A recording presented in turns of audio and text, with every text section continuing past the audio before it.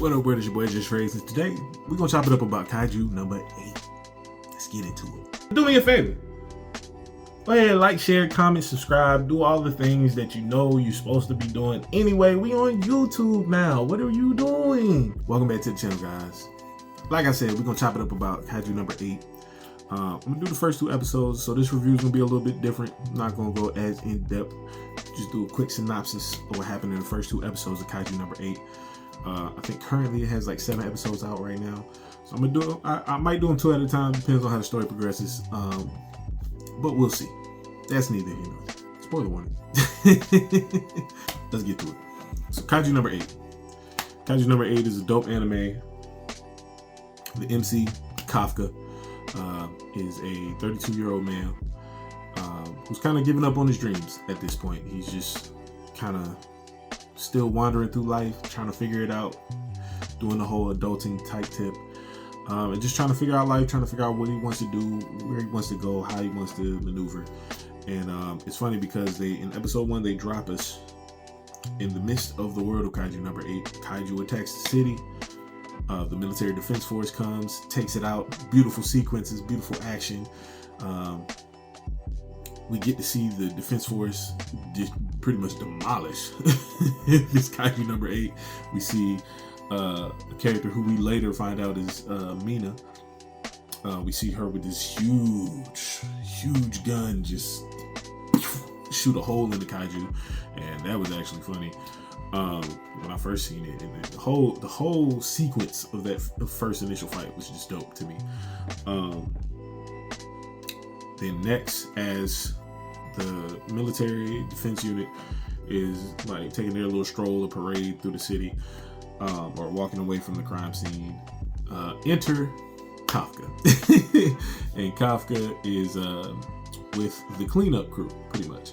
So in this world of Kaiju, you have the military defense unit that actually fights the Kaiju and destroys them, make sure that they protect citizens and protect the city, and they deal with the Kaiju kind of expeditiously. And back into that, somebody got to clean this up. Somebody got to rebuild the city. There's a lot of different things that usually aren't discussed in anime like that. You usually don't see too many cleanup crews. You see the hero and the villain fight to the death, but you don't really see too many people on the cleanup crew. At least for them to be the focus of the actual show. If you see them, they're probably like background or whatever.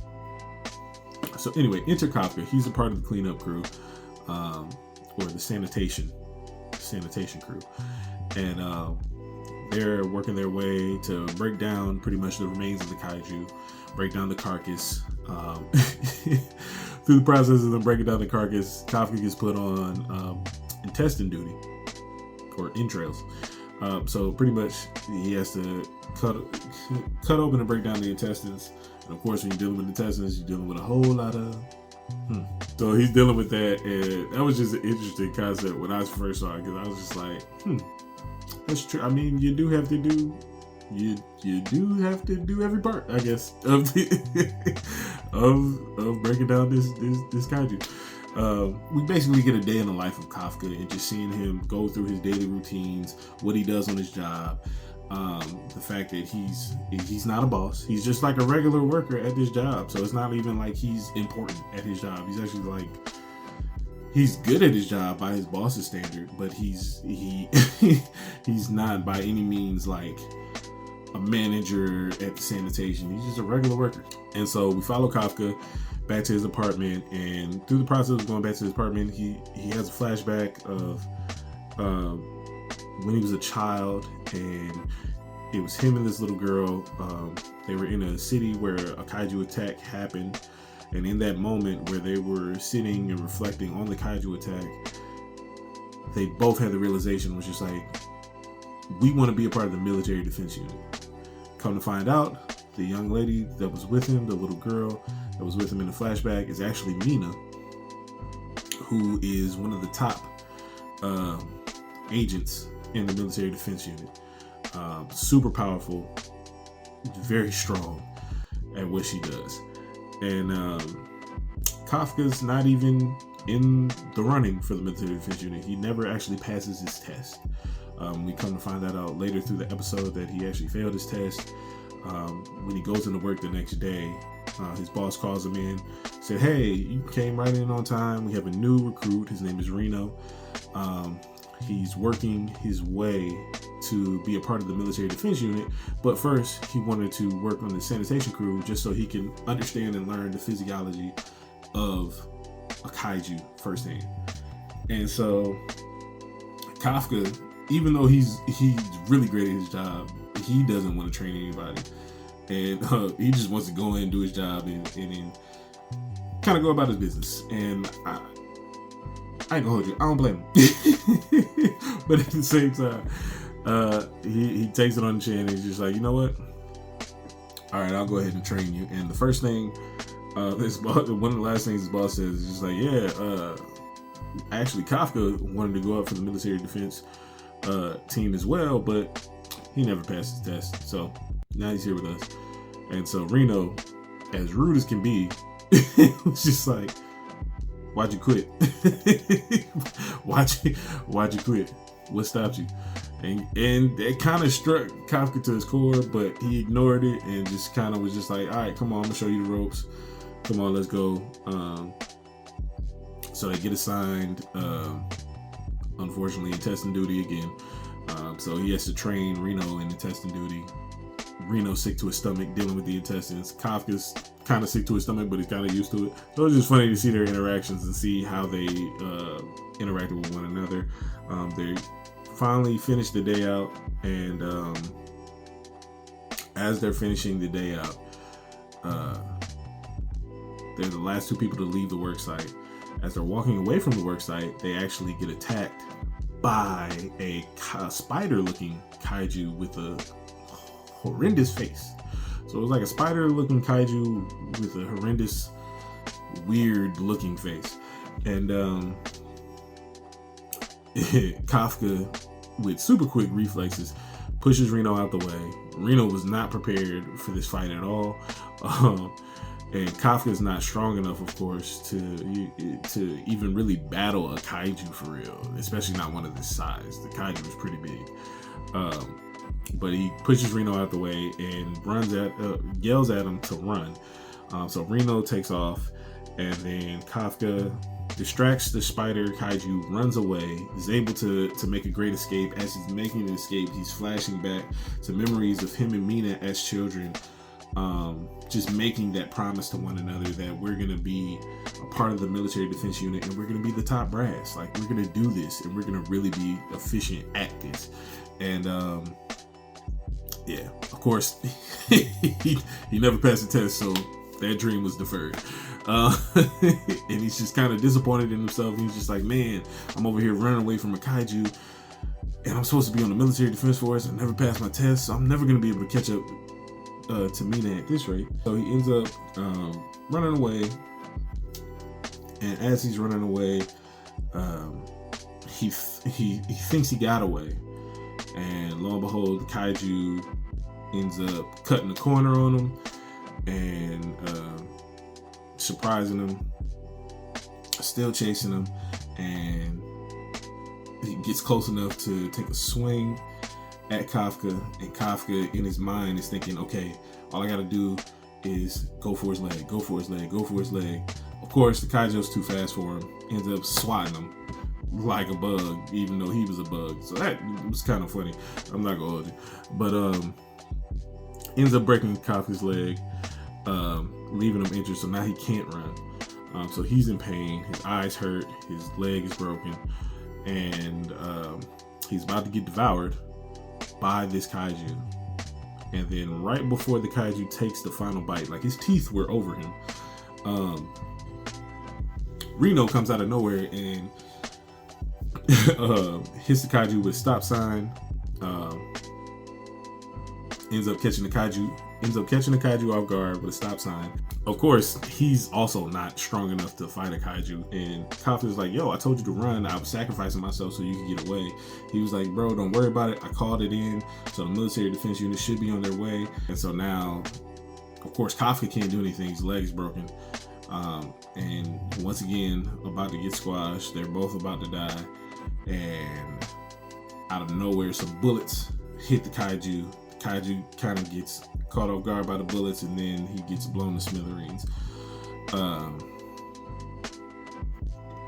And lo and behold, who was it? Mina, who actually came to their rescue. And I was interested at this particular point because I'm like, dang, did she recognize that that's Kafka that she rescued, or did she not recognize it? Because Kafka still kind of had on his like his gear for sanitation. So I was like, I don't know. So then next, it picks back up. Of course, Kafka's looking ashamed because he's like, dang, I couldn't even stand up to this Kaiju, and I had to have Mina come save me. How am I going to be able to compete with her and be in the military defense force with her when I can't even defend myself or save somebody? And so he just really kind of just pitying himself and just beating himself up for not being good enough. And it was just interesting to see, because most anime MCs are like 12 to 15-year-old kids, so it's just like, dang, it makes sense because they're coming into their own, probably just hit puberty or just finished puberty, and it's just like, man, I'm dealing with a lot of emotional weight. But it's just like to see this from a character that's 32 years old, and to see him just kind of take life head on and take the pitfalls of life head on, and just kind of questioning himself and just dealing with the same things that that us as adults face on a daily basis as well. It's like he has enough money to eat whatever he wants. He has a decent apartment. He has all these things, but he's still not satisfied with himself on the inside. So I don't know. That story just kind of resonated with me. I ain't going to. Just seeing it from an adult aspect, and not just from another shonen child as the main character. So the story picks back up. You see Kafka and Reno.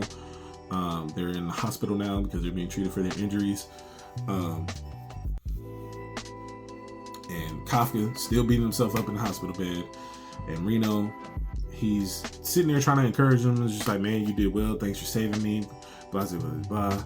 So Kafka's getting the encouragement from Reno, and he's just sitting there. He's like, you know what? I got to stop beating myself up. And Kafka, through the process, while they were, before they ended up getting attacked by the Kaiju, Reno actually thanked Kafka for showing him the ropes on their first day at the sanitation. The first day doing sanitation and cleanup on the Kaiju.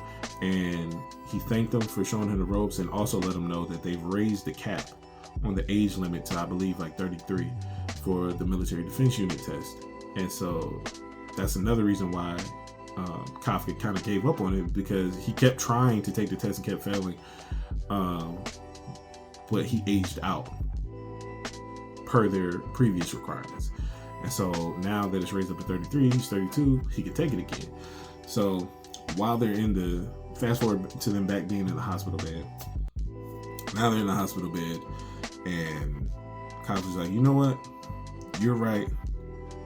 I can do this. I'm going to go ahead and take the test as well. Because Reno was already planning on taking the test. So he's like, I'm going to go ahead and take the test as well. And as soon as he gets the grit to do that, he looks up, and there's a large mosquito-looking, alien mosquito-looking Kaiju just sitting, hovering over his face. And it kind of speaks to him telepathy and says, it speaks to him telepathically and says, I found you. And then enters into Kafka's body through his mouth, and pretty much takes up roots in his body, and just kind of transforms his body into Kaiju number 8, to this Kaiju number 8 humanoid form. And Reno is sitting beside him, but the curtain's closed, so he pulls back the curtain. He sees Kafka as Kaiju number 8, and in his Kaiju number 8 form. And then Kafka's just finished transforming, and so he looks in the mirror and sees himself, and then turns and looks at Reno. They both freak out, and then he's like, no, wait, it's me. They start screaming. And so that was the end of episode 1. Episode 2 picks up right where episode 1 left off. They're both screaming in the hospital. One of the funniest parts to me was they're screaming. This old man comes walking by, shivering and shaking, and looks at them. And instead of him screaming, he immediately pulls up his phone and calls in the Kaiju attack. Oh man, that joke was so funny to me because I just knew he was gonna start screaming because that would be the normal gag. But to see him just pull up the phone, like, nah, we not doing this today. Had me weak. And so he immediately calls it in and reports it, and then Kafka goes to try to stop him and ends up busting the wall down, makes the old man pass out because he's scared. So Kafka's just like, oh shoot, I gotta get out of here because he just called it in. So they escape from the hospital, running down the street. Kafka's body still doing weird stuff and transforming weirdly. The whole time, Mina gets the call that her squad is going to a kaiju attack that has been reported. Of course, the old man reported it. So they're going to the district to put down the kaiju. Kaiju being Kafka, but she doesn't know that, of course. And so they're running through the city trying to find a way to hide so that they don't get caught up in the military defense force. The whole time they're running, Kafka's just like, oh man, do you think it's it for me in the military defense force? You don't think I'll be able to try out? And Reno's like, no, you won't be able to try out. The minute they see you in this Kaiju number 8 form, you're gonna get killed. Like, what are you talking about? It was just hilarious. As they escape, they end up making it to this like abandoned like parking garage area or construction area, and then Kafka senses something coming underground that he realizes is the same kaiju that attacked them earlier, and he can sense it. Cut to that kaiju emerging and destroying this house where this mother and daughter stayed. The mother is now pinned under some debris, and the daughter, she couldn't be no more than like 4 or 5. Is trying to help her mother get from under the debris. Of course she can't. The mother's just telling her to go hide. Please go hide. I'm chopped liver at this point. Like she knows she's dead or about to die or dying. She doesn't know when help's gonna come, so she's just in a desperate situation. Through her pleading with her daughter to go away. Of course, the daughter, she's not 4 or 5, so she don't know no better. She's sitting there crying, trying to help her mother. The kaiju pops up behind her daughter. Of course, the mother can see her, the daughter can't. And the kaiju proceeds to attempt to eat the daughter. And as soon as he's about to eat her, Kafka pops up in his Kaiju number 8 form, stops it, and obliterates this kaiju in like 5 seconds. He like completely destroys this kaiju. I mean, like completely destroys this kaiju with a punch. That's the crazy part. He one hit quitted him for real, like just completely destroyed him, and then was able to rescue the mother, was able to rescue the daughter, get them to safety, and able to help them and rescue them from that situation. And then he ends up escaping from the scene before the defense force actually makes it there. So he was able to escape and get away. And when the defense force gets there, they realize there's something strange at this kaiju scene of how the kaiju pretty much got destroyed. Like this is different than when they kill the kaiju. Like something else is afoot here. It's like something else is going on. And they realize that. And so cut to the next day, they go. They study for the test. They take the test. They finally got their results back. Reno gets Kafka and his results. They open them up. He hands Kafka his results, and Kafka opens it up. He actually passed. He actually passed. Reno passed as well. So now they're both going to actually go to through the training process of becoming a part of the military defense force. So the second episode ends with them pulling up into the parking lot of the Military Defense Force headquarters where they do their training, and they get out of the car and they're accosted by this young lady and her butler. She's like, "Yo, you're in my parking spot." She's super rude to him, and he's just like, "Yo, who you talking to?" Like, she called him old man and everything. Like, "Yo, who you talking to? Old man? Like, what are you saying?" Then kind of find out she has on one of these Military Defense Force suits that enhances her abilities. So she just literally like, "Look, if you're not gonna move it, I'll move it for you." And he was like, "No, I'm not moving. This man parking spaces around here. How you just gonna pick mine?" Mind you, they're in like a super empty parking lot. She could have parked anywhere. She's like, "Nah, you're in my spot." She picks up his car, moves it, tosses it to the side, and she's just like, what? What just happened? And you pretty much see what you're able to do through her in those military defense suits, and how they enhance your abilities, just very briefly, in that episode after she moves his car, and they both kind of freak out because they're like, "Whoa, what is going on?" And that's pretty much how episode 2 ends. Like, it just ends on that note, with him being in the parking lot getting ready to enter into training to be a part of the Military Defense Force. I'm not gonna hold you. Episode 1 and 2, they were cool to me. Watching them, I like the. I had one of the homies say the writing was terrible to him. To me, I kind of like the way that they went about it. They were kind of redundant on certain aspects, but I get it. Just because it's a little different with the main character being 32. They could have done it better, true. They could have done a better job. But I like the way they did it. I like the way they introduced us to the world, how they introduced us to the characters, how they just showed how everything functions in the world. Up until this point, just the basics of just the introduction to the anime. I actually really was intrigued and was just like, "Yo, this seems interesting."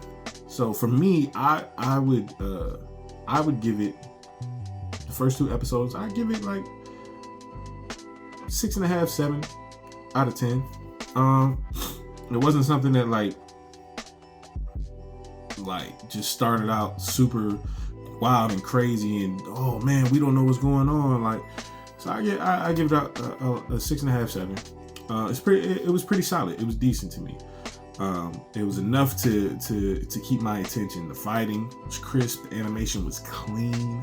And it was a great introduction, in my opinion. It was a solid introduction to the world. It wasn't solo leveling. Shout out to Sun Jin-woo. It wasn't solo leveling-esque. But it was still solid. It was still solid. Everything can't be solo leveling. So it's just like everything can't be Demon Slayer. Everything can't be Jujutsu Kaisen. You know what I mean? So it's just like, if we're starting a journey, let's enjoy the journey. So I'm interested off the first 2 episodes. So it's like, I'm here for the journey. I want to see how Kafka develops. I want to see how Reno develops. I want to see if he's ever going to catch up to Mina. I want to see what's up with this little girl with that just moved his car. I want to see how this world develops, how this plot develops. Who's going to be the enemy? Is it just going to be Kaijus? Is it going to be a specific Kaiju? Who knows? But I'm interested. That's all I can say. So let me know if I'm tripping or if you agree with what I'm saying. Let me know if you actually checked out Kaiju number 8.